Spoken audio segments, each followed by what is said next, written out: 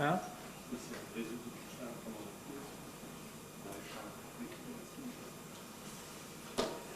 Ok. Donc on y va.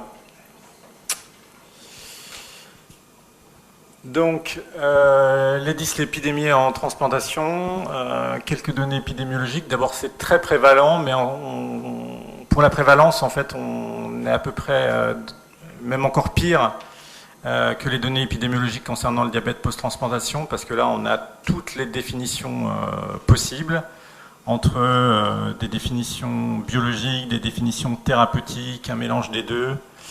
Et à l'intérieur de ces cadres de définition, des choses qui sont très variables. Donc en fait, quand on regarde dans la littérature, la prévalence d'une anomalie lipidique, c'est 20 à 80%. C'est vous dire comment on sait bien les définir. Il y a effectivement plein de biais pour expliquer tout ça, des biais de population, des biais de traitement, des biais de définition, et puis des biais d'intérêt, selon qu'on s'intéresse vraiment à la question ou pas. Et surtout, cette prévalence, elle ne présume pas de l'effet de la transplantation, c'est-à-dire des immunosuppresseurs. Elle pourrait être liée à la pathologie préexistante, en particulier chez des patients diabétiques. Elle pourrait être liée à la survenue d'une pathologie intercurrente ou à une pathologie rénale ajoutée. Donc en fait, on ne sait pas là-dedans, dans ces 20 à 80%, quelle est la part qui est liée à l'effet de la transplantation et plus particulièrement des immunosuppresseurs. On verra, mais globalement, les dyslipidémies, en particulier les hypercholestérolémies, c'est très associé au risque cardiovasculaire. Et puis, éventuellement, peut-être, mais alors là, le lien, il est quand même un peu plus ténu, avec la dysfonction chronique du transplant. Alors, globalement, quand il y a une dyslipidémie, ça peut être lié au terrain, ça peut être lié à la pathologie rénale, et ce qui va nous intéresser, c'est l'immunosuppression, et en particulier les mécanismes et l'impact. Alors, les stéroïdes, ça a un effet sur le métabolisme lipidique. Globalement, si on résume, ça va augmenter les VLDL, triglycérides, le cholestérol total, diminuer le HDL cholestérol. Et donc c'est lié à tout un tas d'effets des stéroïdes sur le métabolisme lipidique. Ça augmente la synthèse des acides gras libres, ça augmente l'activité de l'acétyl-CoA carboxylase, ça augmente l'activité de la chaîne-G-CoA réductase, et ça entraîne une bonne régulation des récepteurs des LDL. Alors quel est l'impact? Donc l'impact, une bonne façon de l'apprécier, c'est de regarder ce qui se passe quand on arrête ce traitement, et de regarder ce qui se passe en termes de modification du bilan lipidique. Donc lorsqu'on arrête complètement les stéroïdes, j'ai pris un exemple. Le cholestérol diminue de 17%, le cholestérol total, le LDL de 16%, les triglycérides diminuent de 20%, le HDL augmente de 18%. Pour vous donner un ordre d'idée, globalement, quand on donne une statine, le LDL cholestérol il diminue de 30% à peu près. D'accord ? Donc, vous voyez que l'effet des stéroïdes, c'est quand même pas nul. Pour ce qui est des anticalcinurines, ça a des effets qui sont multiples, relativement compliqués. D'une part, ça va inhiber la LPL, qui va transformer les chylomicrons en chylomicrons rémanents.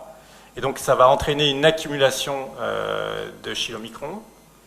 Ça va également, par le même mécanisme d'émission de la lipoprotéine lipase, favoriser l'augmentation des VLDL en inhibant leur transformation en IDL. Et d'une part en activant la lipase hépatique et d'autre part en down-régulant les récepteurs des LDL, ça va augmenter les LDL. Donc logiquement, les effets de la cyclosporine sur le métabolisme lipidique, ça va se traduire par une augmentation des VLDL, une augmentation des LDL et une augmentation des triglycérides.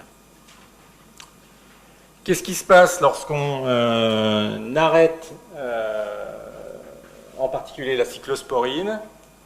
Les triglycérides diminuent d'environ 20%, le cholestérol d'environ 20%, et voilà, dans au moins 2 études où il y a un arrêt systématique de la cyclosporine, ce qu'on observe, donc là encore, un impact qui est relativement important sur le métabolisme lipidique. Est-ce que, comme on l'a observé dans le diabète post-transplantation, il y a une action différente ou différentielle des deux anticalcinurines? En d'autres termes, est-ce que la cyclosporine donne plus ou moins de troubles lipidiques que le tacrolimus? Alors, dans les études qui étaient des études qui n'étaient pas destinées à regarder ça, dans les études d'efficacité sur le rejet aigu, il y avait quelques études qui s'étaient intéressées quand même dans les autres aspects au métabolisme lipidique, qui avaient suggéré, mais encore une fois, ce n'était pas l'objectif principal, que le tacrolimus est associé à moins d'élévation du cholestérol total et des triglycérides. Mais on ne pouvait pas en conclure tout à fait ça. Il y a eu ensuite deux types d'études. Il y a eu des études crossover chez des patients qui avaient de la cyclosporine, qui dans un premier temps ont été tous convertis au tacrolimus, puis ensuite reconvertis à la cyclosporine.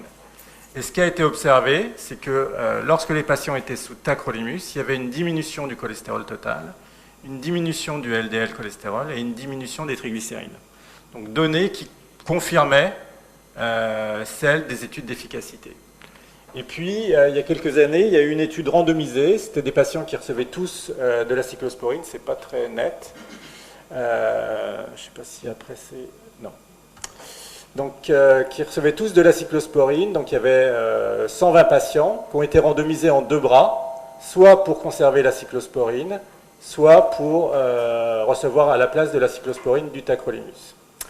Et ce qu'on observe 6 mois après la conversion, c'est que les patients qui ont du tacrolimus ont des taux de LDL cholestérol qui sont plus bas, de cholestérol total plus bas également, et des taux de triglycérides qui sont également plus bas. Donc peut-être que vous ne voyez pas, mais par exemple pour le LDL, ça passe, donc on est en millimoles de 3,54 à 3,11, et pour les triglycérides de 2,01 à 1,72.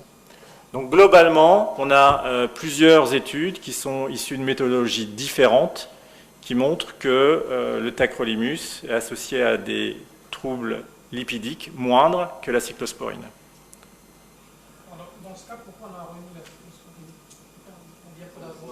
Là, c'était juste pour un aspect méthodologique. C'était pour montrer que ça baissait et qu'ensuite ça remontait. D'accord. Donc ensuite, vous savez que les molécules qui sont réputées, à juste titre, donner le plus de troubles lipidiques, ce sont les inhibiteurs de mTOR. Alors, dans les études initiales, où les doses de sirolimus étaient beaucoup plus élevées que les doses actuelles, avec des taux thérapeutiques qui étaient également plus élevés, ce qui était montré, c'est que à 2 ans, par rapport au groupe contrôle, les triglycérides étaient multipliés par 2 chez 80% des patients, le cholestérol était multiplié par 2 chez 65% des patients, et 20% des patients avaient des LDL qui étaient supérieurs à 2,5 grammes par litre. Donc ça, c'était dans une ère où les doses, encore une fois, de sirolimus étaient très élevées et où les taux résiduels étaient très élevés. Lorsqu'on compare, donc, mais là ces patients avaient à la fois de la cyclosporine et du sirolimus. Ensuite, vous savez qu'historiquement, il y a eu 2 études qui ont comparé le sirolimus à la cyclosporine. Donc là, on va juste s'intéresser à ce qui se montrait en termes de dyslipidémie. Et donc globalement, on ne va pas s'intéresser aux valeurs globales, mais simplement à la différence. La prévalence de l'hypercholestérolémie et de l'hypertriglycéridémie était multipliée par 3 à 4 chez les patients qui avaient du sirolimus par rapport à la cyclosporine.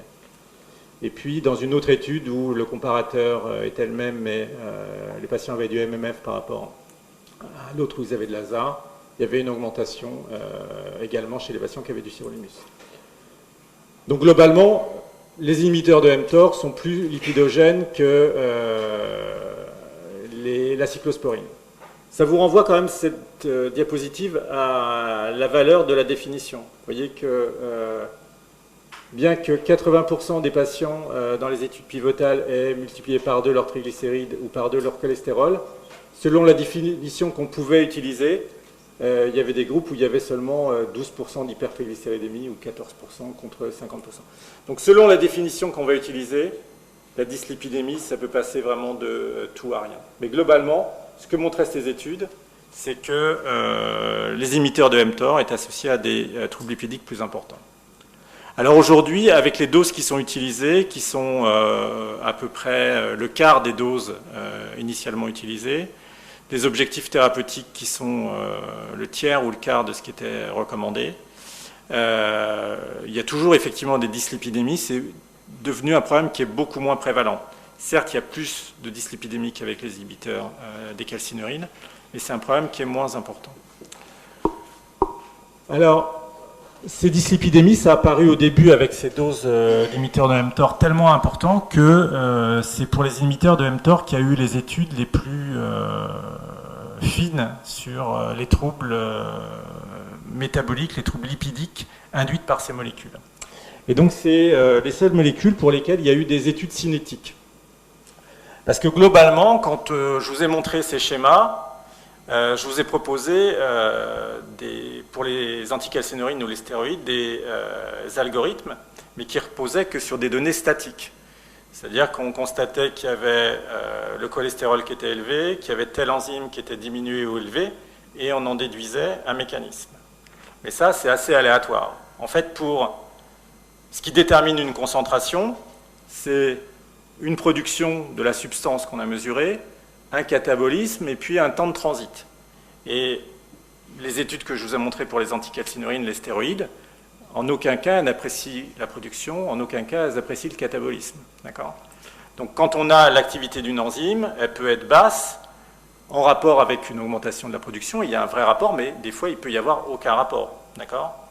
Donc il est nécessaire, lorsqu'on veut expliquer une concentration ou une variation de la concentration, de regarder si elle est en rapport avec une variation de la production, une variation du catabolisme, et puis de regarder ensuite mécanistiquement comment c'est expliqué. Donc comment ça se fait, ce genre de choses, puisque ça a été fait pour les imiteurs de mTOR et que nous on a un peu travaillé dessus, donc je vais vous raconter comment ça se passe. Donc en fait, globalement, on a un traceur et on a une molécule tracée. C'est-à-dire que le traceur, on veut qu'il s'incorpore dans la molécule qu'on trace, de manière à pouvoir mesurer les variations de concentration de ce traceur à l'intérieur de la protéine tracée. Donc si c'est une protéine, on va utiliser un acide aminé. Donc en fait, on va perfuser le traceur, on va obtenir une concentration dans le sang, ça va diffuser dans les cellules, et puis ce traceur, il va être incorporé dans la molécule tracée, et il va y avoir un enrichissement progressif de la protéine en traceur. Donc, dans le cas des apolipoprotéines, donc B100 et A1, qui sont les apolipoprotéines des lipoprotéines, le traceur qu'on utilise, c'est de la leucine isotopique marquée, donc un isotope froid de la leucine. Donc en pratique, on perfuse la leucine, on fait des prélèvements sanguins, on isole et on hydrolyse la protéine, ensuite on va dériver et séparer les acides aminés, on va mesurer l'enrichissement isotopique, et puis on va calculer les paramètres cinétiques, donc le taux de catabolisme, le taux de production, le taux de résidence. Et puis ensuite, on va faire un schéma qui correspond au modèle qu'on imagine pour ce métabolisme. Donc dans le cas des apolipoprotéines, il y a une synthèse par le foie qu'on imagine possible pour chacune des lipoprotéines, c'est-à-dire que l'apolipoprotéine synthétisée directement par le foie peut rendre compte de chacune des lipoprotéines, et puis on peut passer de VLDL1 à 2 aux IDL, aux LDL. Donc on rentre en même temps que les concentrations dans le modèle, un modèle mathématique qui comprend ce réseau de connexion. Et on obtient pour chacune des lipoprotéines une courbe d'enrichissement de l'apolipoprotéine d'intérêt, donc dans le cas des VLDL1 à LDL de l'ApoB100, dans le traceur. Et donc on peut en déduire l'enrichissement ici des VLDL1, des VLDL2, des IDL et des LDL. Et avec le modèle qu'on a construit et ces courbes d'enrichissement, on peut en déduire la production et le catabolisme. Et donc chez des patients, pour voir l'effet des inhibiteurs de mTOR, ben on fait ces manipulations avant et on l'a fait quelques semaines après le début du traitement par inhibiteur de mTOR. Et donc là, je vous ai montré l'exemple d'un patient pour lequel on l'avait fait. C'est à peu près concordant pour tous les patients. En fait, ce qui se passe, c'est qu'effectivement, pour chacune des lipoprotéines, on a une augmentation de la masse de l'apolipoprotéine. Donc, il y a bien une augmentation de concentration de l'apoB100. Et vous voyez que c'est principalement lié à un ralentissement du catabolisme. D'accord ? Dans tous les cas. Donc ça, c'est pour les apolipoprotéines. On peut également le faire pour les triglycérides. Donc là, on parlait surtout du cholestérol, on peut le faire pour les triglycérides. Alors pour les triglycérides, en fait, le principe est exactement le même, sauf que ce qu'on va tracer, ce n'est pas une protéine, ce sont des acides gras, et donc en fait, on va avoir un palmitate, un isotope du palmitate. Et on fait exactement les mêmes manipulations. Donc là, c'est un papier qui avait été fait par une autre équipe. Nous, on n'a pas travaillé sur ce sujet. Et en fait, ce qui conclut, eux, c'est qu'il y a une augmentation du pool d'acides gras libres, une augmentation de la production de triglycérides. Ils observent également qu'il y a une inhibition de la lipoprotéine lipase, soit possiblement par un effet direct, soit lié à un effet sur les apolipoprotéines des inhibiteurs de mTOR. Donc une fois qu'on a ces variations de masse, ces variations d'activité enzymatique, on peut vraiment proposer un modèle pour le métabolisme lipidique sous inhibiteur de mTOR. Donc je vous ai dit qu'en fait, tout à l'heure, pour expliquer le lien entre diabète et inhibiteur de mTOR, qu'il y a des interférences entre les voies de signalisation mTOR et les voies de signalisation de l'insuline. Donc pour expliquer les anomalies lipidiques, on est à peu près dans les mêmes choses. Donc globalement, l'insuline, ça inhibe la lipase hépatique qui a une action sur la lipolyse des triglycérides et sur la production d'acides gras libres qui vont ensuite aller dans le foie. En inhibant cette lipase hépatique, le sirolimus, il va favoriser la lipolyse dans le tissu adipeux des triglycérides et la production d'acides gras libres. Donc ça, c'est le premier mécanisme, celui qu'on a vu, expliqué par les études cinétiques avec le palmitate. D'autre part, le sirolimus, il va inhiber l'action de l'insuline qui diminue la traduction de l'ARN messager de l'ApoB100 et la dégradation intracellulaire de l'ApoB100. Et donc, il va augmenter la traduction de l'ARN et surtout diminuer la dégradation intracellulaire de l'ApoB100 et donc augmenter cet ApoB100 qui va s'incorporer dans les VLDL. Et puis, il va y avoir une inhibition de la dégradation de ces VLDL par l'action du sirolimus sur la lipoprotéine lipase. Donc vous voyez que quand on fait des études cinétiques, en fait, on peut expliquer non seulement, on peut expliquer l'effet des enzymes de façon absolument certaine, puisque en regard de la diminution ou de l'augmentation de l'activité enzymatique, on a l'augmentation ou la diminution de la production du catabolisme. Donc vous voyez que l'effet des inhibiteurs de mTOR sur le métabolisme lipidique, il est relativement complexe et globalement, il va passer par une diminution de la signalisation de l'insuline. Alors on peut faire la même chose pour une autre apolipoprotéine, c'est l'ApoA1, celle qui s'incorpore dans les HDL, et donc on a une courbe d'enrichissement qui est comme ça, qui est un peu plus longue parce que la cinétique est plus lente. Et quand on fait la même chose, vous voyez que globalement, ça correspond à une diminution. Il y a une augmentation de la masse des HDL. Donc on est chez des patients qui augmentent leur HDL cholestérol par augmentation de l'ApoA1. Et c'est lié à une diminution du catabolisme de l'ApoA1. D'accord ? Donc là, avec les inhibiteurs de mTOR, on est dans une situation assez exceptionnelle sur le plan du métabolisme lipidique. Dans toutes les autres dyslipidémies où il y a une hypertriglycéridémie, il y a une hypo-HDLémie. C'est le cas par exemple du diabète où systématiquement vous avez une augmentation des triglycérides et un HDL qui est bas. Là, on a à la fois une augmentation des triglycérides et une augmentation des HDL. La question, c'est de savoir si cette augmentation du HDL cholestérol, elle pourrait compenser, par son effet anti-athérogène, l'effet pro-athérogène des autres modifications, en particulier du LDL cholestérol et des triglycérides. Alors globalement, même s'il n'y a pas de preuve, c'est assez peu probable. Pourquoi? Parce que ce qu'on sait en tout cas, c'est que ce qui s'accumule sont des HDL de grande taille, HDL qu'on appelle des HDL3. Et probablement le mécanisme, il passe en grande partie par l'inhibition de cette protéine, la CETP, qui va échanger des triglycérides et du cholestérol entre les HDL et les lipoprotéines riches en triglycérides. Et donc il va y avoir une accumulation de cholestérol dans ces HDL.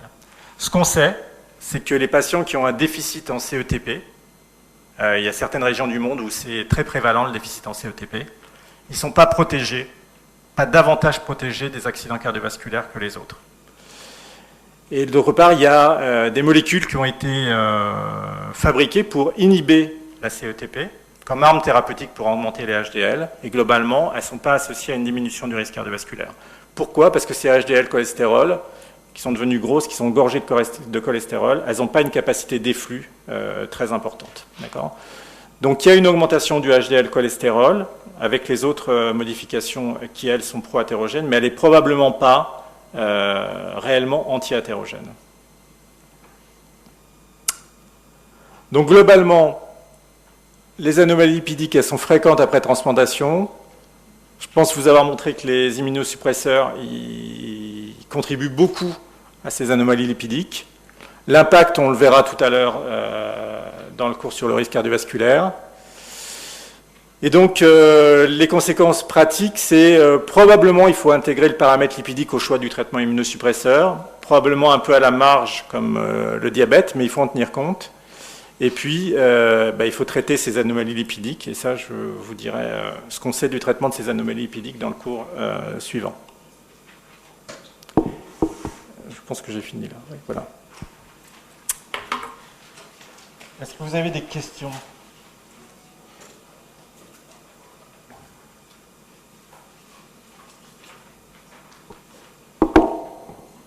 Je pensais vous proposer une pause, mais avec le retard qu'on a pris, je pense que ça va être peut-être un peu chaud. Ou 5 minutes, pas plus. Non? Non, pas de pause. Le chef a dit pas de pause. Donc s'il n'y a pas de questions, on va enchaîner sur la prise en charge du risque cardiovasculaire. Donc je vais essentiellement rester sur le risque coronarien. C'est sur ce risque qu'on a le plus de données. Et globalement, on peut l'étendre au risque de la maladie au reste de la maladie athéromateuse. Alors, la prévalence de la maladie coronaire en transplantation, c'est relativement, là aussi, difficile à déterminer. Vous allez dire que je dis que tout est difficile en matière épidémiologique en transplantation, mais réellement, c'est le cas. Pourquoi est-ce que c'est difficile? D'abord parce que les définitions des événements, encore une fois, sont assez variables d'une étude à l'autre. Et selon qu'on va, même si on définit des événements exacts, selon ce qu'on va prendre comme type d'événement pour définir la maladie coronaire, ça va être très différent. Je vous ai simplement pris une étude où c'était relativement bien défini, qui est l'étude ALERT dont on reparlera. Vous voyez, selon qu'on parle seulement de l'infarctus du myocarde certain, ou qu'on parle de tout un tas d'autres choses qui sont à la marge de la maladie coronarienne, le décès cardiaque, il n'est pas forcément coronarien, l'infarctus du myocarde probable, par définition il n'est pas certain, et les revascularisations, vous voyez qu'on passe de 5% à 14% sur une période de 2 ans. Donc c'est extrêmement variable, d'accord ? D'autre part, parce qu'il y a des études rétrospectives, parce qu'il y a beaucoup d'études en matière cardiovasculaire qui sont des études de registre, et que, évidemment, là, la définition, elle est à façon du centre. Si un centre dit « j'ai eu un infarctus du myocarde chez tel patient », il l'a défini comme il a l'habitude de le définir, et pas forcément de la même façon que les autres. Donc il y a des variations extrêmes de l'incidence qui sont également liées donc non seulement à des problèmes méthodologiques que je viens de vous dire, mais également au type de population. Et donc dans les études, il faut savoir quelle est la proportion de patients à risque. par exemple de diabétiques. Quand on regarde la proportion de diabétiques aujourd'hui dans les registres de transplantation, par exemple français, et dans les registres de transplantation américains, on a une différence qui est très importante. Quand on ajuste le risque au diabète, au fait d'être diabétique avant, clairement, ça va entraîner une différence importante d'événements cardiovasculaires et de risques cardiovasculaires. L'âge, le nombre de patients qui sont en prévention secondaire, quelle période de la transplantation on considère? Est-ce que les patients ont été transplantés il y a 20 ans, il y a 10 ans, aujourd'hui? Sur quelle durée de transplantation on se situe? Est-ce qu'on est dans la période initiale de la transplantation ou est-ce qu'on est à distance de la transplantation? Et là, je vous montrerai, on y passera un petit moment, que c'est vraiment très différent, la période initiale de la transplantation et une période plus lointaine. Est-ce qu'il y a eu un dépistage pré-transplantation? Est-ce que tous les patients ont été inclus? Est-ce qu'il y a un biais de sélection? Et puis, où est-ce que l'étude s'est faite? Vous savez que dans la population générale, il y a un gradient de risque qui va de l'Amérique du Nord à l'Europe du Nord jusqu'à l'Europe du Sud. Il n'y a pas d'étude comparative directe, mais globalement, quand on regarde la prévalence ou l'incidence cumulée des événements athéromateux dans différentes populations, Amérique du Nord, Europe du Nord, Europe du Sud, on a des différences qui sont très importantes. D'accord ? Et quand vous regardez globalement les études interventionnelles, il n'y en a pas 50, qui sont faites en transplantation, elles sont faites en Europe du Nord. C'est plus facile de recruter des patients et d'avoir des événements. Donc globalement, malgré tout et malgré toutes ces limites, qu'est-ce qu'on peut dire? Donc ça, c'est des données du registre américain de transplantation, pas très anciennes, 2006. Et donc, données de registre, donc définition de registre de l'infarctus du myocarde, mais énorme population, et il regarde l'incidence cumulée jusqu'à 3 ans. Première année, il y a 3% des patients qui vont faire un infarctus du myocarde, et par la suite, sur les 2 années qui suivent, c'est 1,5% par an. Donc globalement, on est à 6% sur 3 ans, on est à 20% et plus sur 10 ans, donc on est ici dans le très haut risque cardiovasculaire. D'accord ? Si on prend des données, voilà, beaucoup moins de patients, mais l'infarctus du myocarde, il est défini de façon certaine. Qu'est-ce qu'on observe? Donc là, c'est des données françaises. L'incidence la première année, 1,3%. L'incidence après la première année, 0,6%. Et puis l'incidence cumulée à 10 ans, 6,7%. Si on considère que l'infarctus du myocarde, c'est à peu près la moitié des événements cardiovasculaires majeurs, ça veut dire qu'on est entre 10 et 15%, donc on est dans le risque cardiovasculaire moyen. D'accord ? Donc ce qu'on peut conclure de ces 2 dernières diapositives, c'est que selon le lieu géographique, globalement, les transplantés sont entre le risque cardiovasculaire moyen, c'est-à-dire entre 10 et 20%, ou le risque cardiovasculaire très élevé, c'est-à-dire supérieur à 20% à 10 ans.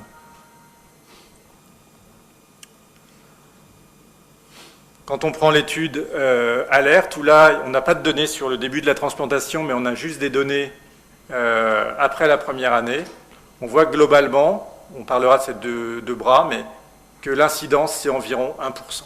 Donc dans une population européenne, l'incidence, elle est entre 0,5 et 1,5% par an. Donc comme vous l'avez vu, il y a 2 périodes qui sont très très différentes. Et globalement, dans cette même étude de registre, ce que montrait Cassis, c'est l'incidence cumulée des événements, enfin de l'infarctus du myocarde chez les patients qui étaient restés sur la liste d'attente, ici, chez les patients qui avaient été transplantés, soit à partir d'un donneur vivant, soit à partir d'un donneur décédé. D'accord ? Et vous voyez que les courbes, globalement, si on compare patients restés sur la liste et patients recevant un rein de donneur décédé, elles se croisent à 15 mois. Ça veut dire que pendant les 15 premiers mois de la transplantation, le risque de faire un infarctus du myocarde, il est plus important chez les patients qui ont été transplantés que chez les patients qui sont restés sur la liste. D'accord ? Donc après, évidemment, le risque est moins important, mais il y a quand même une période de surrisque.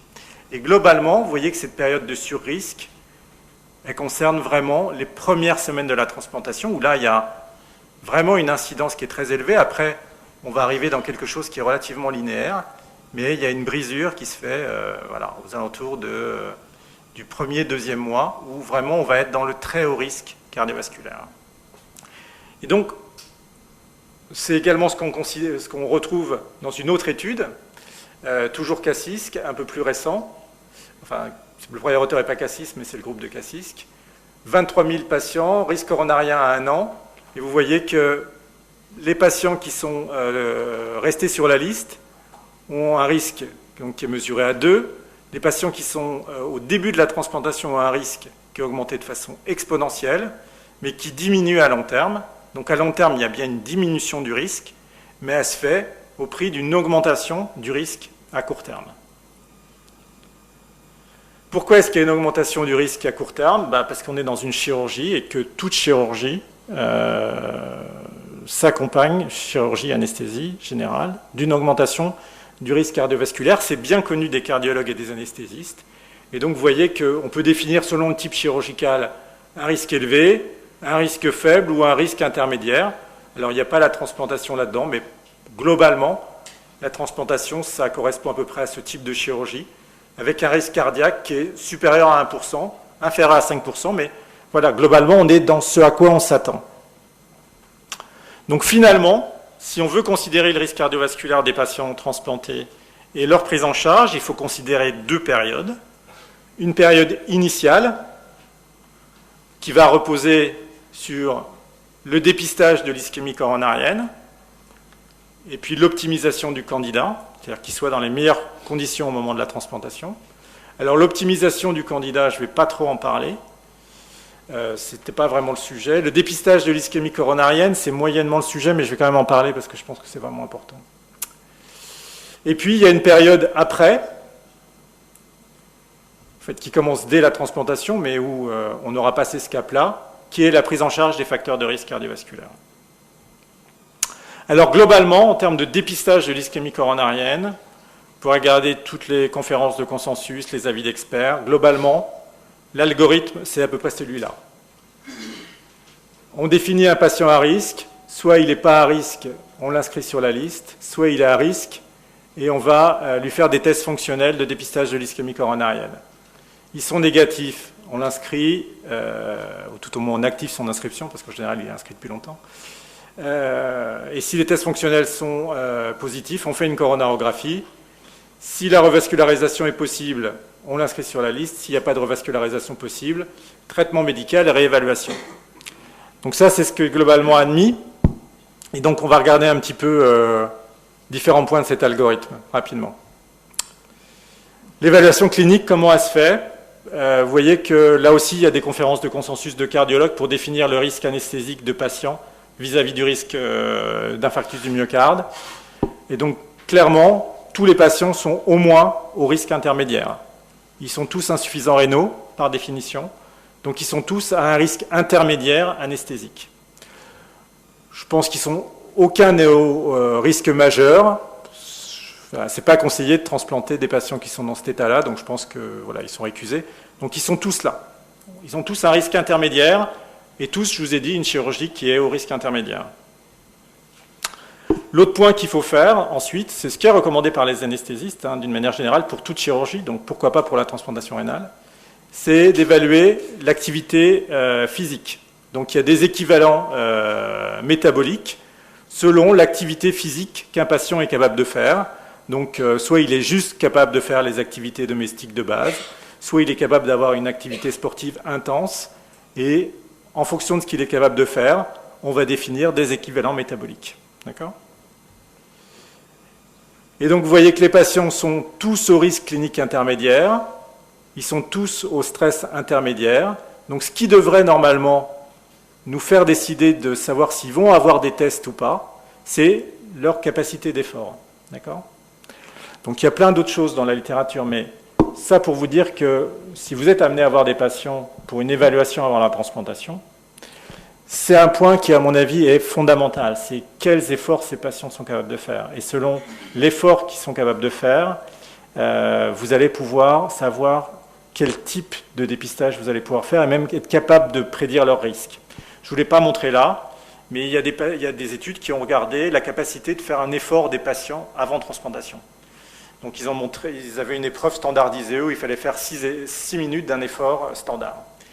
Les patients qui y arrivaient, ils étaient suivis, ils avaient une mortalité cardiovasculaire assez faible. Les patients qui n'y arrivaient pas avaient une mortalité qui était supérieure. Et puis il y avait un troisième groupe, c'était ceux pour lesquels on n'avait même pas proposé l'épreuve d'effort, parce qu'on s'était dit qu'ils n'y arriveraient pas de toute façon. Et ceux-là, ils avaient une mortalité qui était catastrophique. Donc vraiment, et alors ce sera le message de la diapositive, évaluer la capacité d'effort d'un patient avant la transplantation, c'est quelque chose qui me semble tout à fait fondamental. Donc ensuite, vous avez déterminé, soit par la capacité à l'effort, soit par d'autres algorithmes. Alors il y a un algorithme clinique qui est assez simple, qui marche assez bien. C'est ces 3 items, l'âge, le diabète et les antécédents cardiovasculaires. Donc l'âge, en général, ce qui est retenu, c'est plus de 45 ans pour un homme, plus de 55 ans pour une femme. Autrement dit, vous allez retrouver tout le monde à risque, hein, presque tout le monde.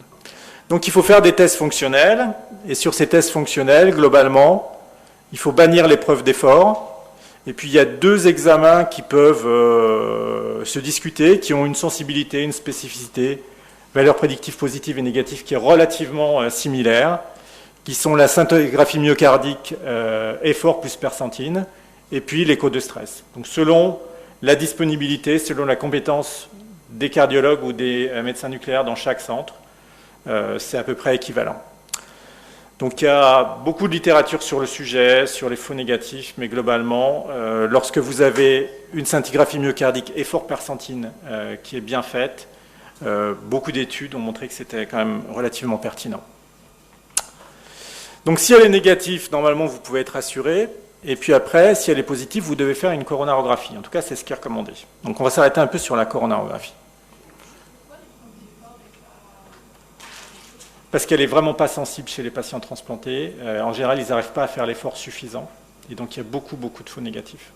Comment vous évaluez Les les METs? MET? Les METs, ils sont capables de développer, parce que dans l'épreuve d'effort, c'est un critère qu'on a à la fin en fonction de la puissance et de la durée de... Alors ça, on ne l'a pas dans une épreuve d'effort simple.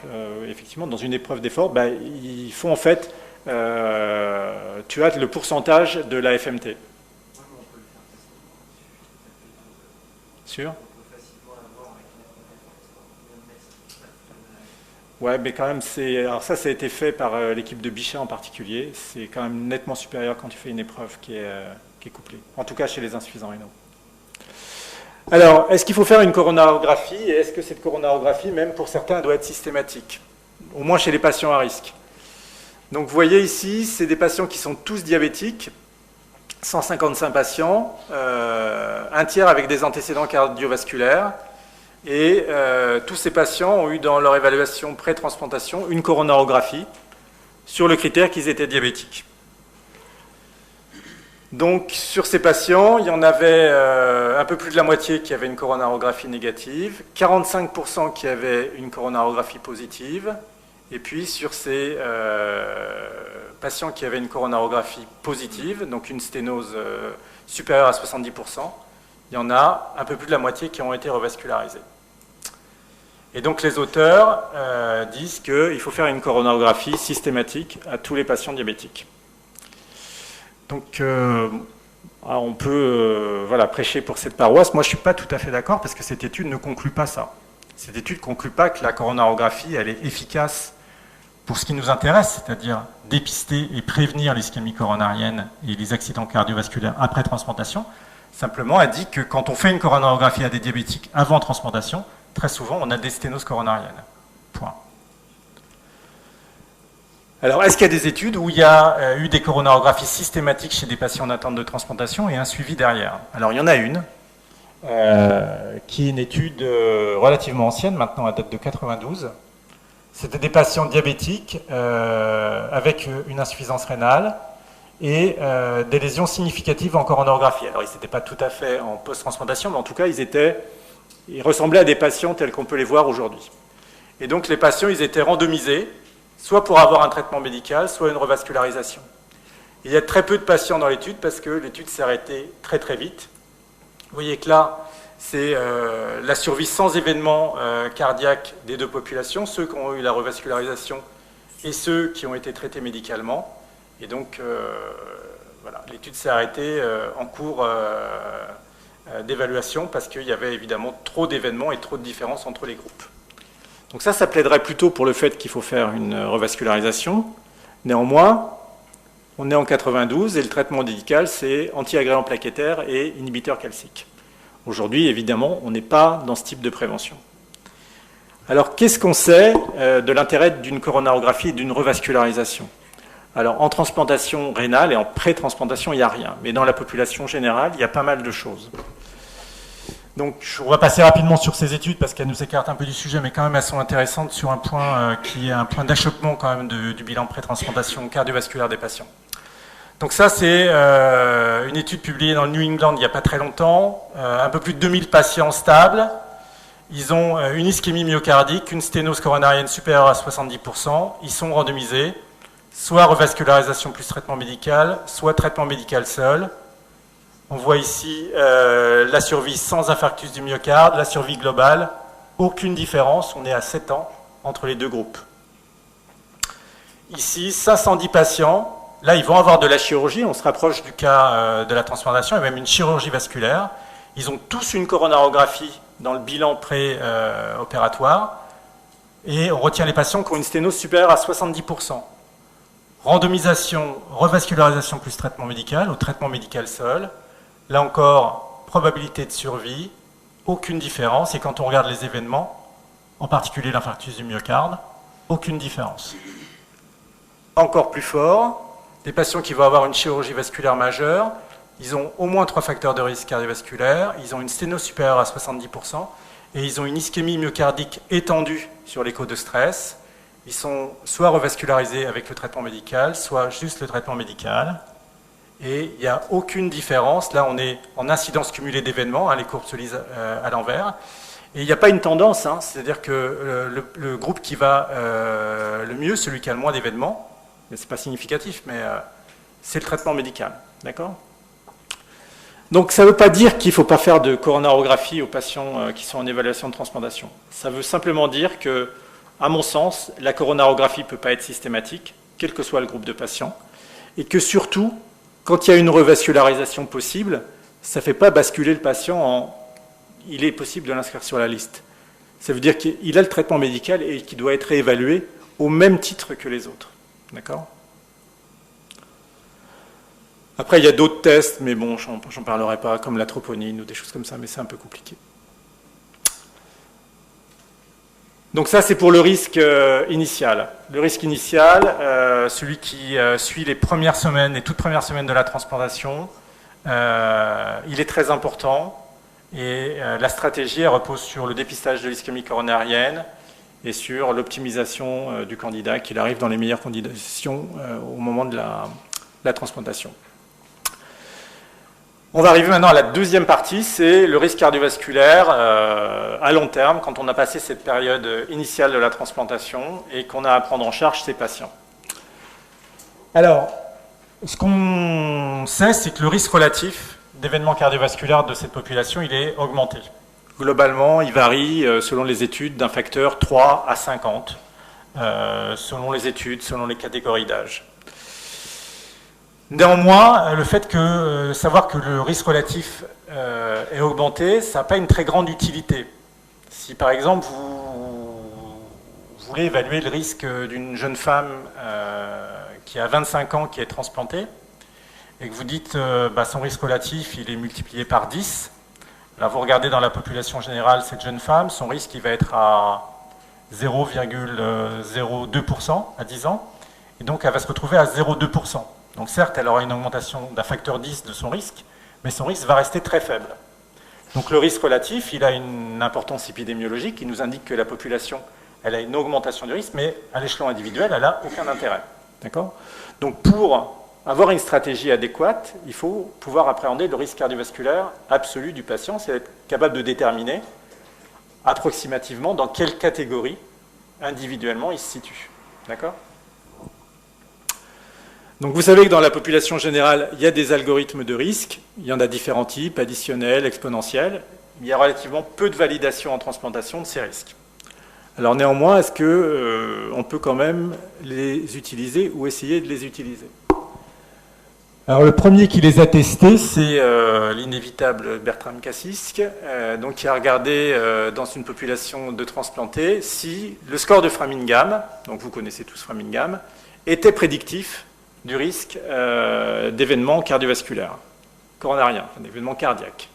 Et ce qu'il a montré, c'est que globalement, Framingham ne prédisait pas le risque, qui sous-estimait le risque global de ces patients. Et quand on regarde, en fait, globalement, entre le risque observé, le risque attendu et le risque observé, la différence se faisait selon le niveau de risque. C'est-à-dire que globalement, le risque était relativement bien prédit chez les gens jeunes, les gens qui avaient peu de risques cardiovasculaires. Donc là, il y avait peu de différence entre le risque prédit et le risque observé.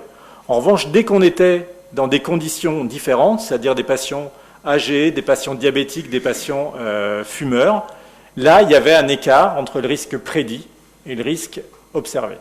Donc globalement, ça ne marchait pas, mais déjà, même s'il n'en parlait pas, on pouvait deviner qu'il y avait certaines catégories de patients pour lesquels, finalement, ça pouvait marcher.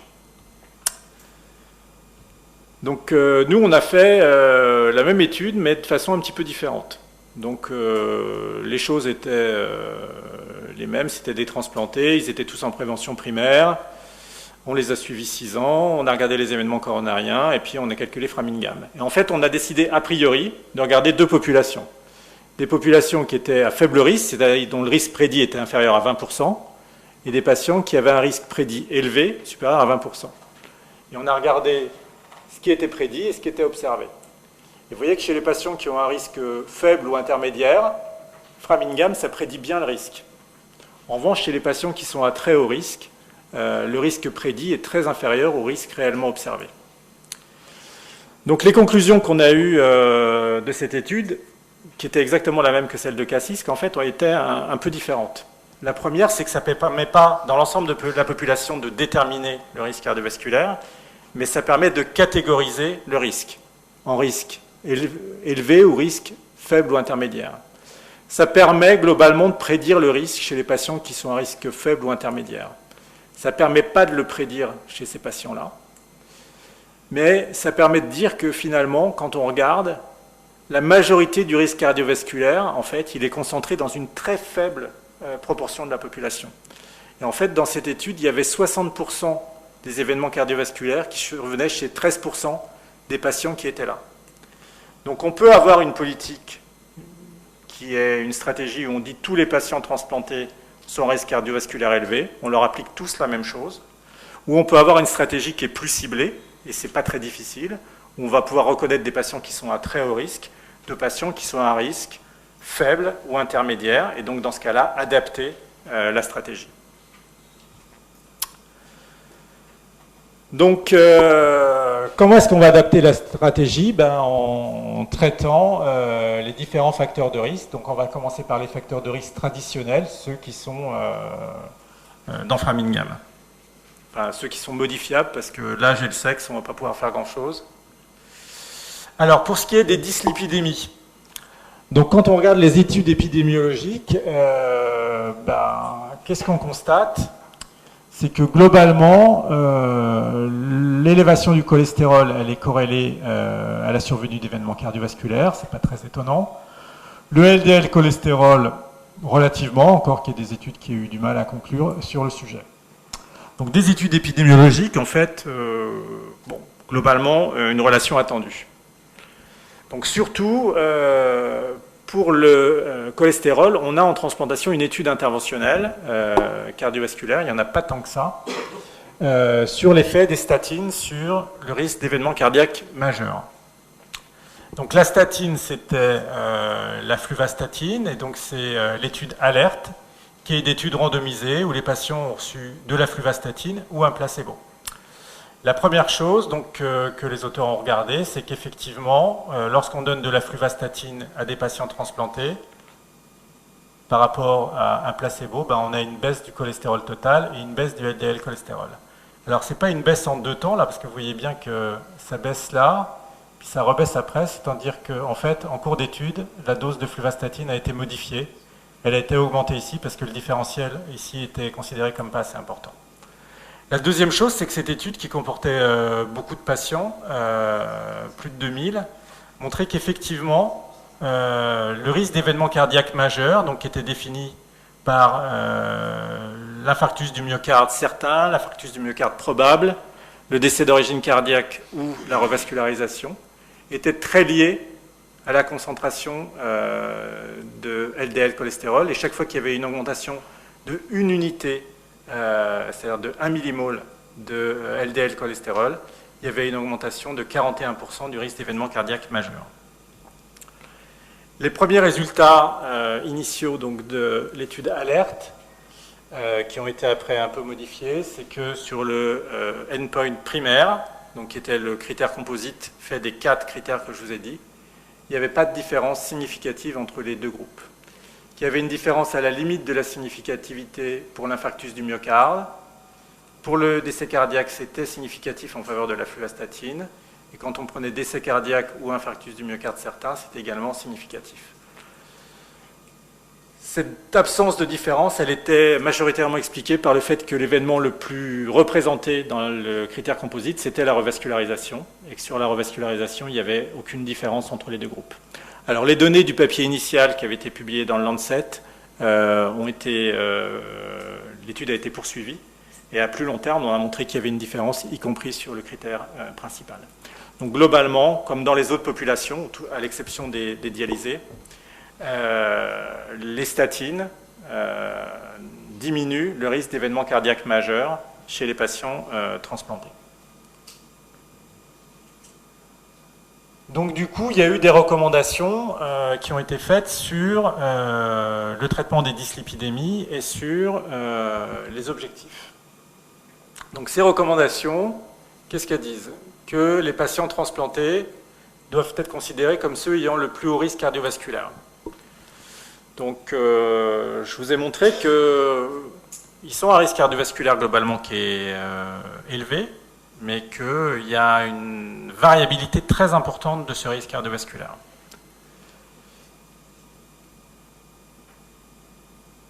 Que le traitement doit être institué lorsque le LDL cholestérol est entre 1 g et 1 g 29. Donc ça, c'est directement lié à la proposition au-dessus. Donc ça dépend si on adhère à celle du dessus. Que le traitement de choix pour l'élévation du LDL cholestérol, c'est la statine, ça c'est assez raisonnable. Et que les fibrates doivent être réservés aux patients qui ont des triglycérides très élevés ou qui ont à la fois un cholestérol et des triglycérides très élevés, mais qui ne tolèrent pas les statines. Et que si on utilise un fibrate, il faut utiliser le gemfibrozil. Peut-être pas aujourd'hui, il faut peut-être en utiliser un autre aujourd'hui. En tout cas, si on lui... Donc le problème de l'applicabilité, c'est que c'est des données qui sont issues de données américaines et que la prévalence de la maladie coronaire en Europe, je vous ai montré, elle est très différente de la prévalence aux États-Unis. Le niveau de risque, par conséquent, est très différent. Et que quand on regarde les recommandations qui devraient nous faire prescrire les statines, globalement, les patients transplantés, en tout cas les insuffisants rénaux et les transplantés, ne font pas partie des patients pour lesquels le LDL cholestérol, contrairement aux recommandations américaines, doivent être inférieurs à 1 gramme. Donc on peut éventuellement avoir ici, si on a un patient qui a une atteinte rénale et un diabète post-transplantation, on peut dire qu'il est là, mais la majorité des transplantés ne sont pas là-dedans. Donc en matière de recommandations, il y a encore une fois 2 stratégies possibles. C'est de considérer tout le monde à risque et de donner une statine à tout le monde avec un objectif bas pour tout le monde, inférieur à 1 gramme. C'est la stratégie issue des recommandations américaines, c'est une stratégie pour n'oublier personne. Et puis, il y a une stratégie qui peut être un peu différentielle, c'est d'essayer de reconnaître les patients qui méritent le plus d'être traités.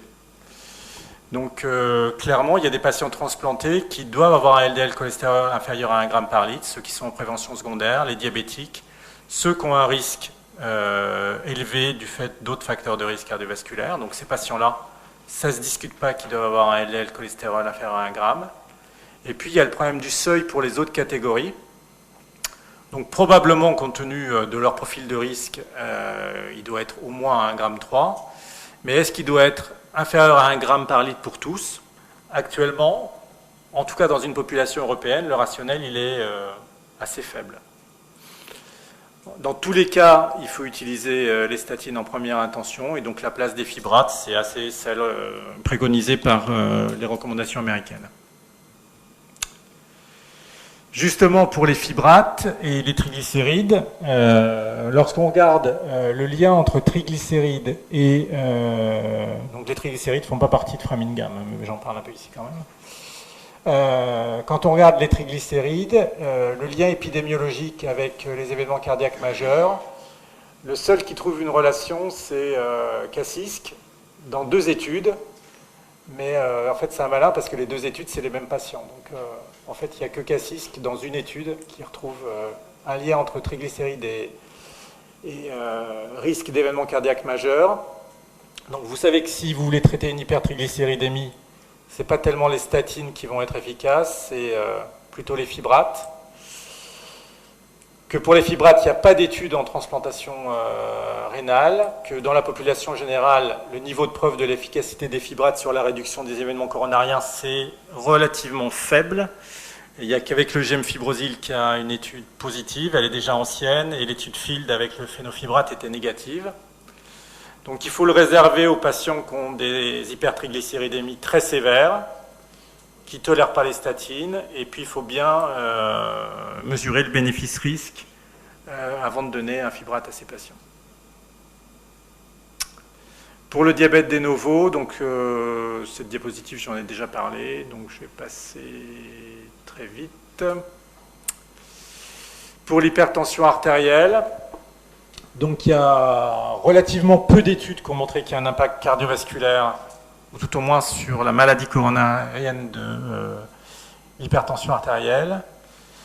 Tout ce qui fait état de maladie cardiovasculaire, en fait, c'est pas de la maladie coronarienne ni de l'athérosclérose, c'est de la maladie cardiovasculaire avec surtout de l'insuffisance cardiaque.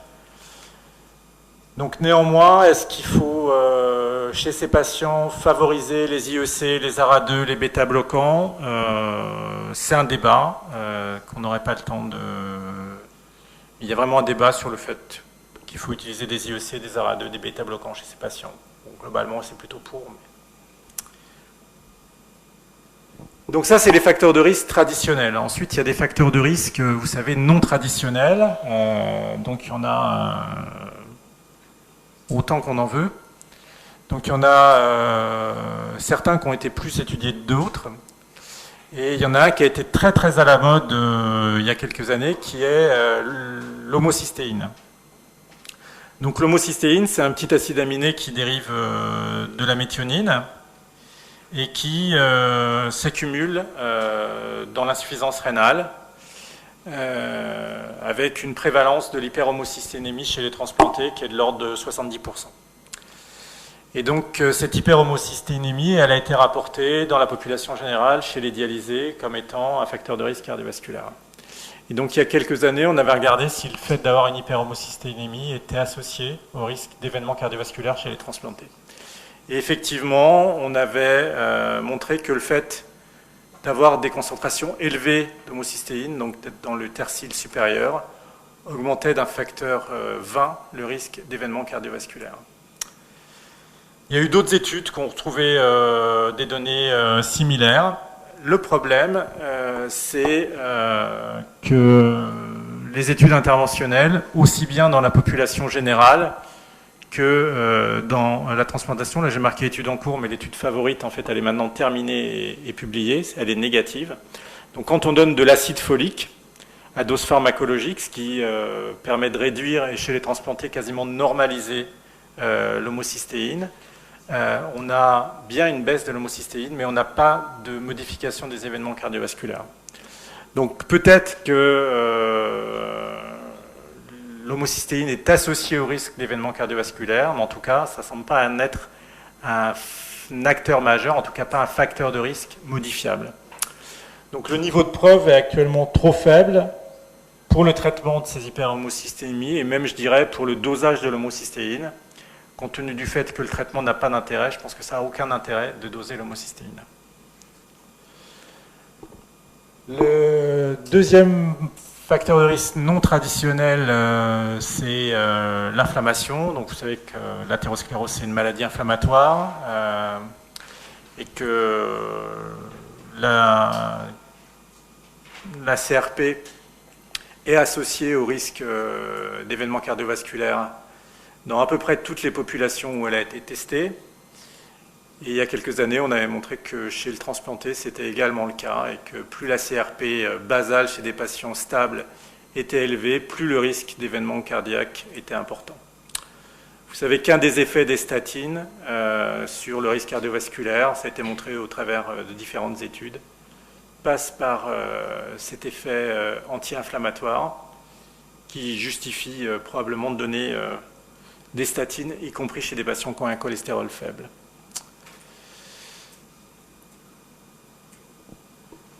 Donc, ce que je vous ai montré, c'est que finalement, le risque cardiovasculaire de ces patients, il est augmenté, mais par des facteurs de risque qui sont globalement assez facilement mesurables. Et donc, l'excès de risque, il est lié à des facteurs qui sont les mêmes que ceux qu'on pourrait rencontrer dans la population générale.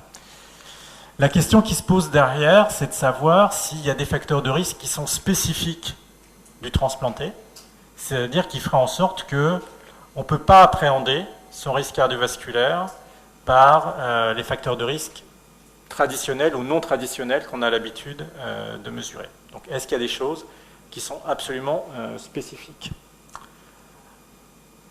Alors, j'avais prévu d'être en retard, donc j'ai fait bref, mais on pourra en parler après dans les questions.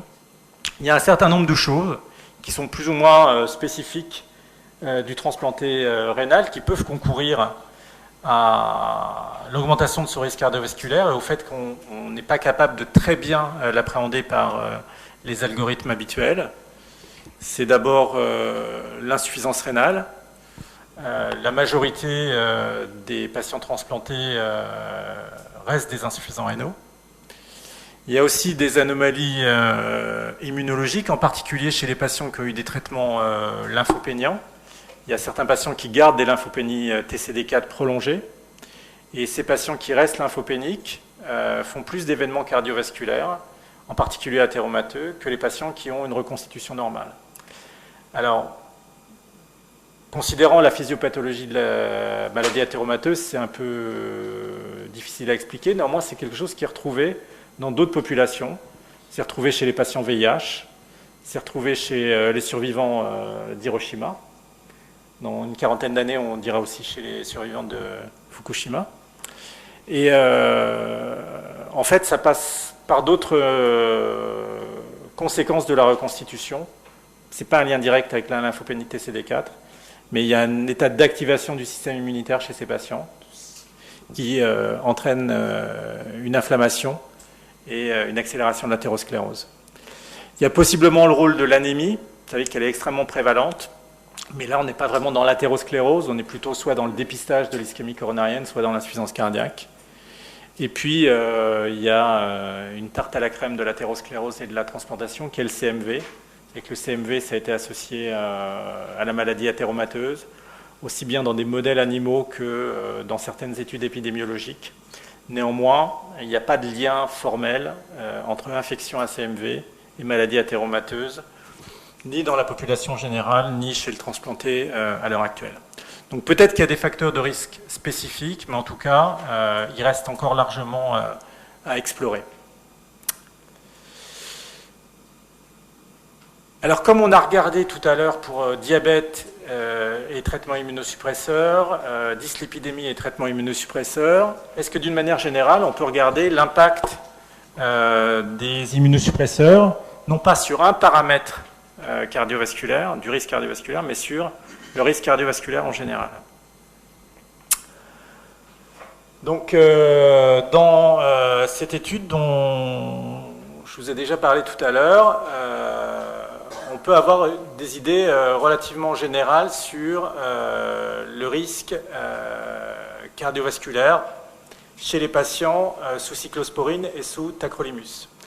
Donc, je vous ai dit tout à l'heure, 60 patients qui sont restés sous cyclosporine, un peu plus de 60 qui sont passés sous tacrolimus. On a déjà vu qu'il y a des modifications du bilan lipidique qui sont plutôt en faveur du tacro. Il y a également des marqueurs prothrombotiques, le fibrinogène, le PIR1, qui sont plutôt en faveur du tacro. Et quand on regarde le score de Framingham chez les patients sous tacro et sous cyclo et sous tacro, qu'on ne considère pas les patients qui ont eu une statine, vous voyez qu'il y a plutôt une diminution chez les patients qui ont eu du tacrolimus par rapport aux patients qui sont sous cyclosporine. Alors le problème d'interprétation de ça, parce que faut quand même un peu critiquer, c'est que la glycémie n'est pas un facteur linéaire dans Framingham, et que par conséquent, si les patients ne sont pas diabétiques, pour le tacrolimus, ça reste un facteur neutre. Donc il faut quand même modérer ça par le fait que si on donnait le tacrolimus d'emblée, probablement il y aura un peu plus de diabétiques et que ce serait peut-être un peu différent. Une autre étude faite à peu près de la même façon, et le risque calculé de Framingham est aussi plus faible chez les patients sous tacrolimus que chez les patients sous cyclosporine, aussi bien chez les hommes que chez les femmes. Donc là, le glucose a été pris en compte comme une donnée linéaire, mais encore une fois, dans Framingham, c'est une donnée binaire. Diabète ou pas diabète.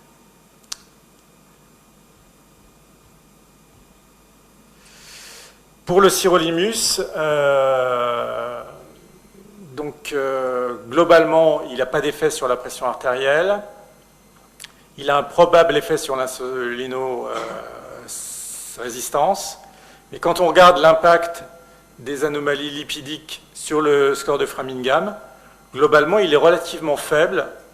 Et globalement, il ne modifie pas tellement le score de Framingham, malgré l'augmentation des anomalies lipidiques, sous réserve quand même que l'augmentation du HDL n'est pas forcément aussi anti-athérogène qu'on pourrait le penser.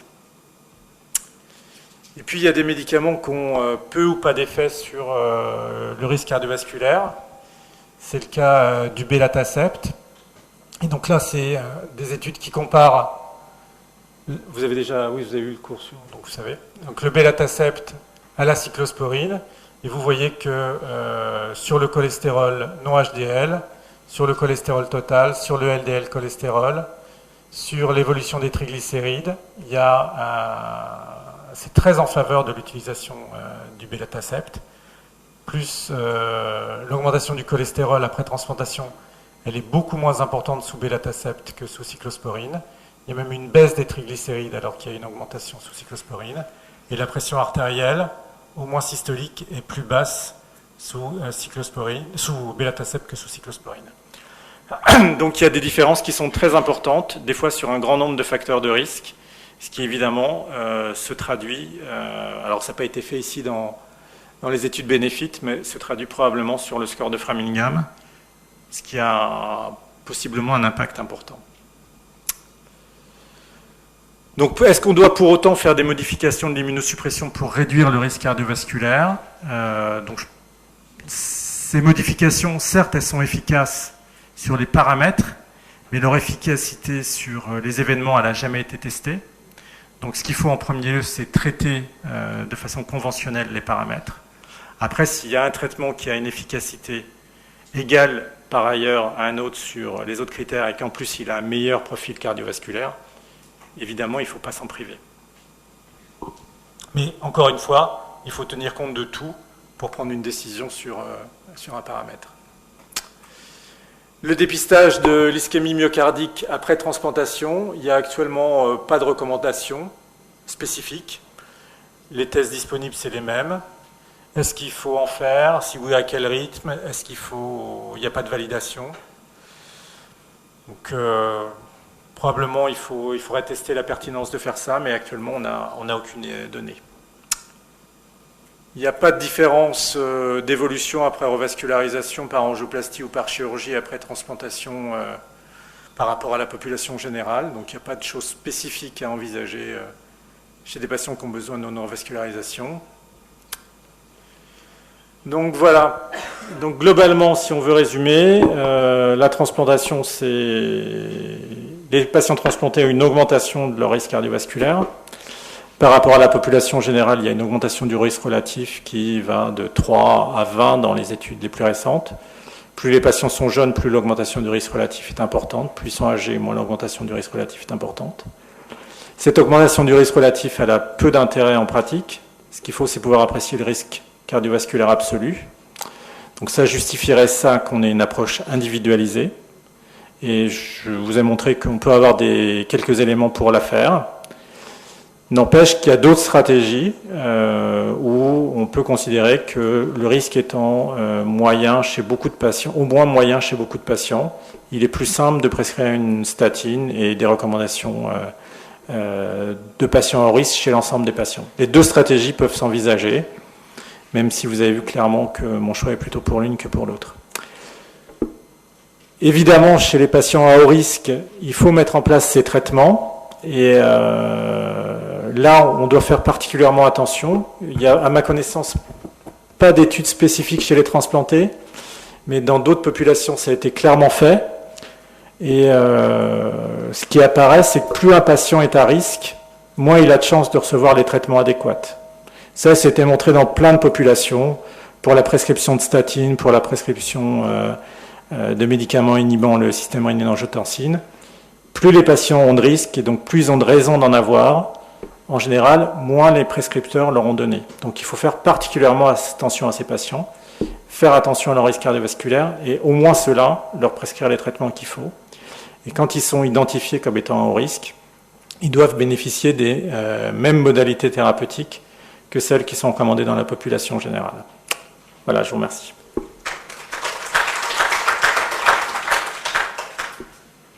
Parmi les facteurs de risque, est-ce que la lipoparticule petit a été ou est toujours... Alors, le LP petit a, ça a été montré. Il y a différentes études qui ont montré que c'était un facteur de risque cardiovasculaire. Le problème, c'est que... Oui, chez le transplanté, je parle, ouais. Le problème, c'est qu'il n'y a pas d'implication thérapeutique. Donc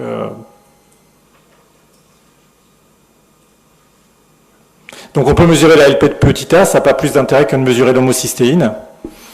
Dans la mesure où, enfin, pour l'hyperhomocystémie, on a un traitement, mais comme aucune étude n'a prouvé que ça avait le moindre intérêt, je pense que, un, il ne faut pas traiter, et deux, il ne faut pas le doser, parce que ça n'apporte rien.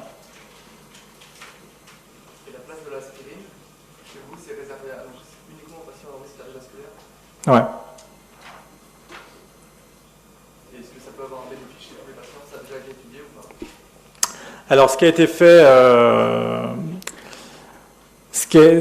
fait, chez des patients non transplantés, mais qui étaient des patients qui allaient avoir une chirurgie vasculaire. Donc un peu dans le modèle de ce que je vous ai montré sur la coronographie, mais sur le plan optimisation du patient. Il y a des études, enfin il y en a une en particulier où les patients ont été randomisés pour être mis sous statine avant l'intervention. Donc en moyenne, ils étaient mis sous statine, je crois, 35 jours avant l'intervention chirurgicale. Et clairement, il y a une différence de survenue d'événements cardiovasculaires après la chirurgie vasculaire en faveur des patients qui ont une statine. Le problème, c'est que globalement, on ne sait pas quand est-ce que le patient va être transplanté, en tout cas à 35 jours près, on ne sait pas, et que les arguments pour donner des statines chez les patients dialysés, au travers des études 4D, Sharp, Aurora, elle n'est pas très, très solide. On peut avoir les convictions qu'on veut, mais factuellement, il n'y a pas beaucoup d'arguments actuellement pour donner des statines. Pour l'aspirine, je n'ai pas en mémoire d'études. Il y a des études avec les bêta-bloquants qui sont controversées, mais en tout cas, on sait que le fait d'être tachycarde augmente le risque anesthésique et le risque d'événements cardiovasculaires après anesthésie.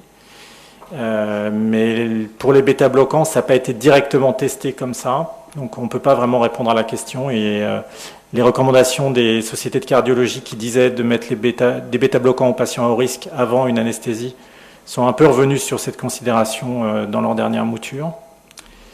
Donc voilà. Les statines, est-ce qu'elles sont justifiées chez la suggérance cardiovasculaire, mais enfin, cardiovasculaire sans qu'il y ait de dyslipidémie? Alors, chez un patient, alors pour les patients par exemple qui sont en prévention secondaire, c'est clairement établi que même lorsqu'ils n'ont pas d'élévation du LDL cholestérol, ils bénéficient d'une statine. Pourquoi? C'est très simple en fait, parce que il n'y a pas de tableau, j'aime bien quand il y a un tableau pour dessiner, mais globalement, vous avez une courbe de risque qui est à peu près linéaire, qui lie le LDL au risque cardiovasculaire. Quand vous baissez le LDL, vous allez baisser le risque relatif d'événements cardiovasculaires de la même ampleur. C'est-à-dire que globalement, quelle que soit la population à laquelle vous allez donner une statine, vous allez diminuer son risque d'événements cardiovasculaires d'environ 30%. Donc si vous le donnez à un patient qui a un risque cardiovasculaire faible, même s'il a un LDL élevé, vous allez peu diminuer son risque cardiovasculaire parce que voilà, il partait de pas haut, il va descendre pas très bas.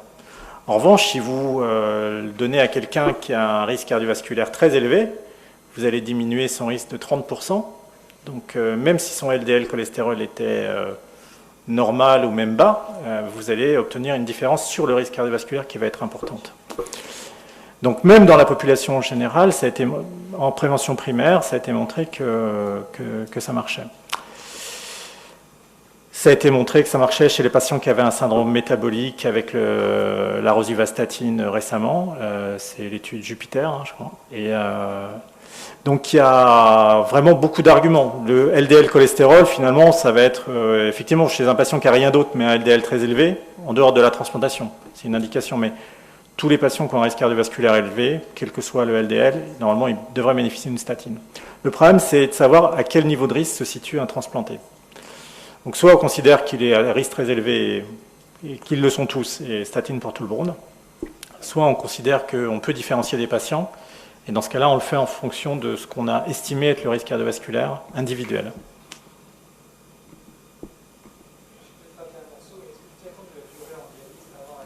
Alors, ça faisait partie de l'optimisation. Alors, j'ai enlevé un certain nombre de trucs qui étaient l'optimisation du patient en transplantation, parce que le premier truc, c'est de les transplanter vite. Si on veut optimiser au maximum le patient, c'est de le transplanter vite, parce que c'est clairement montré que plus tu augmentes la durée de dialyse, plus le risque d'événement et surtout de mortalité cardiovasculaire augmente, mais de façon exponentielle. À tel point qu'il y a quelques données de registre qui suggèrent que, au-delà d'un certain délai, pour certaines catégories de patients, le bénéfice de la transplantation, il est vraiment extrêmement réduit par rapport à rester sur la liste. Tellement il y a de complications et de risques dans les premiers mois de la transplantation. Donc clairement, voilà. Mais là, bon, alors j'avais décidé de pas trop parler de l'optimisation parce qu'on n'était pas vraiment dans la transplantation, mais clairement, il faut transplanter le patient le plus vite possible. Après, c'est voilà, c'est un vœu pieux. Il faut, voilà. On peut avoir quelques actions en les inscrivant tôt, en essayant d'avoir une attitude préemptive pour la majorité des patients, mais malgré tout, quand on fait ça, on augmente la concurrence, donc on ne réduit pas vraiment la durée d'attente.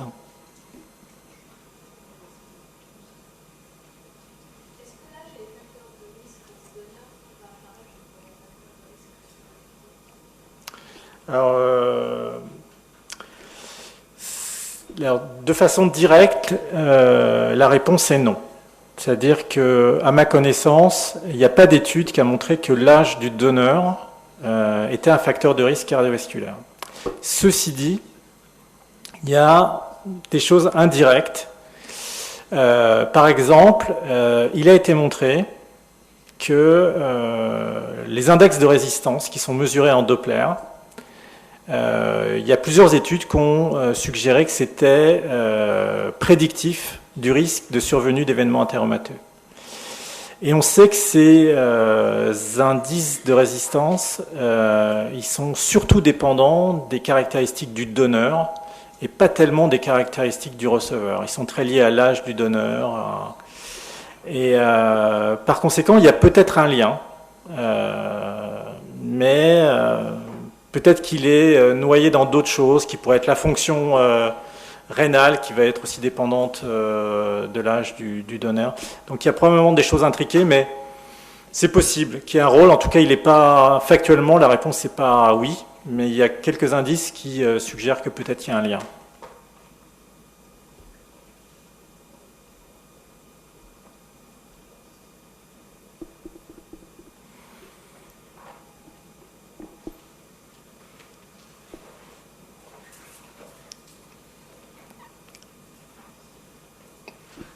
Pas d'autres questions ?